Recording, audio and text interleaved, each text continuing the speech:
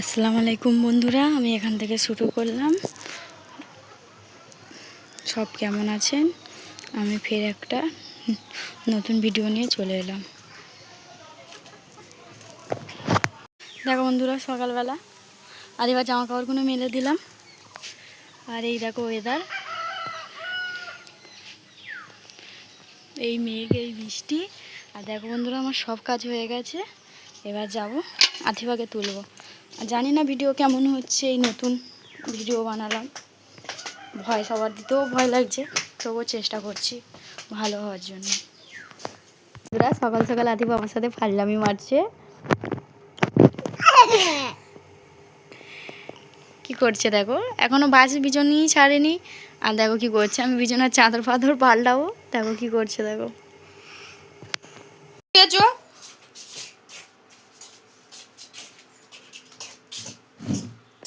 দেখো আয়নার সামনে কি করছে, দেখো।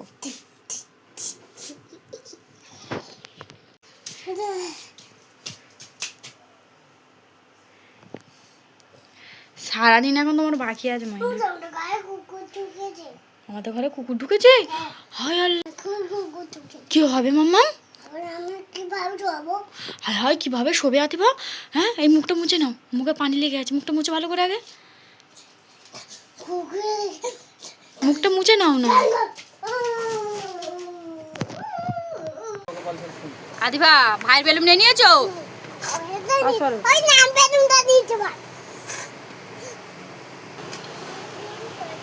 যাও, ভাই মারবে, যাও।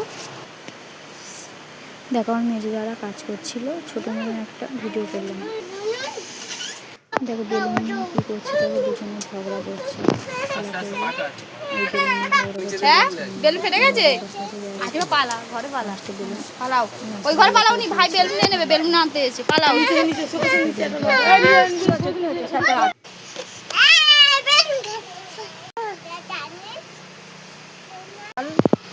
হনুমানটা ধরে নিয়ে চলে গেছে। তোমার বুবা কি বলছে বলো? বলতে পারি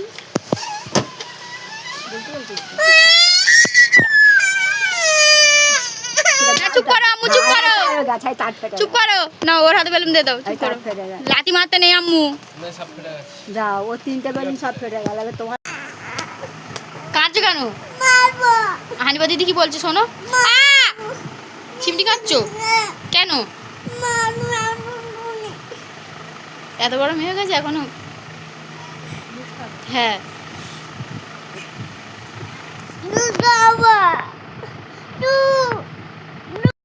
গরুকে ভিডিও করবো।